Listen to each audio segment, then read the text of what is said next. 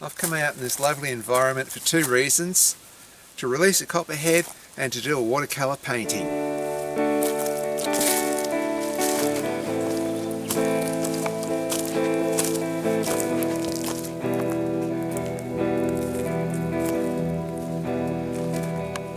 Just going to let him go right here on this rock here. There's lots of little rocks all around this environment here. There'd be lots of little lizards for him to eat. This one was found in somebody's garage. They just put a little bin on him and then got me to come and pick him up. Too easy. So here he goes. Let this little cutie go.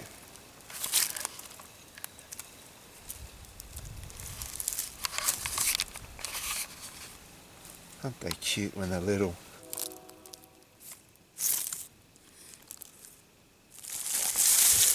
There he goes. Even at a young age, they've still got a bit of fight in them. They're still venomous. You don't play with these guys with your bare hands, or it's a trip to hospital. It's even biting at the stick. See that? Yeah, a couple of strikes. We'll let this guy go. Leave him alone.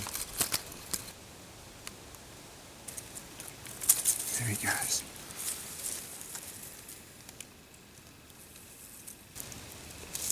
Okay, there he goes.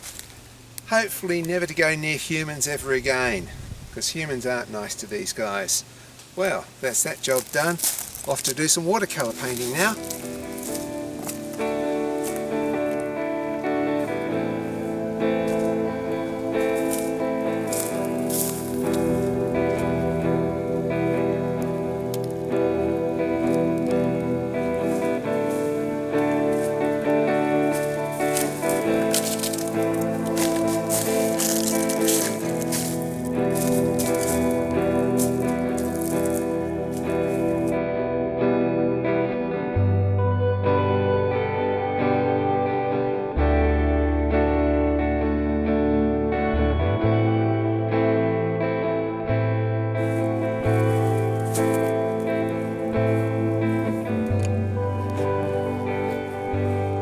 So I've got these Nicholson's Peerless transparent watercolours.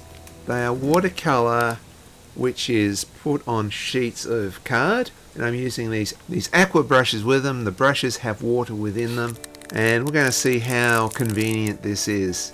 Having thin sheets of watercolour as opposed to tubes or a box set. Well, the first thing I noticed is how intense the colour is. The pigment on these cards is so strong. Just add a little bit of water to it and you're away. The thing that makes me struggle with this is that the colour that I'm seeing in front of me, as soon as I add water to it and put it on my page, it's completely different. It looks really, really different. And so I'm getting brighter colours and different colours than I'm expecting, and I'm trying to knock it back.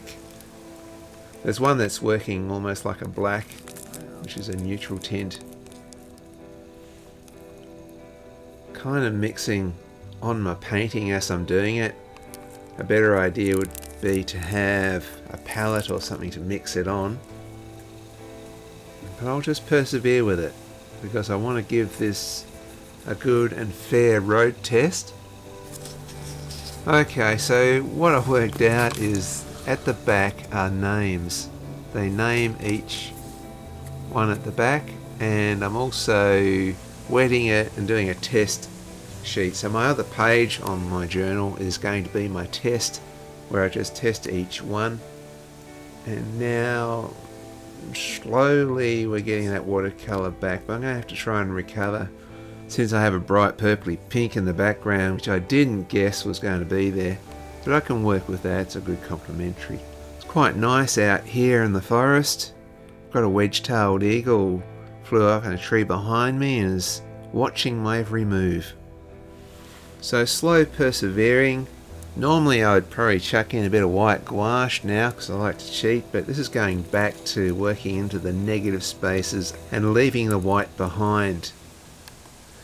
Holding it out like a fan is really inconvenient, so I'm actually really struggling with this, although the colours are absolutely brilliant.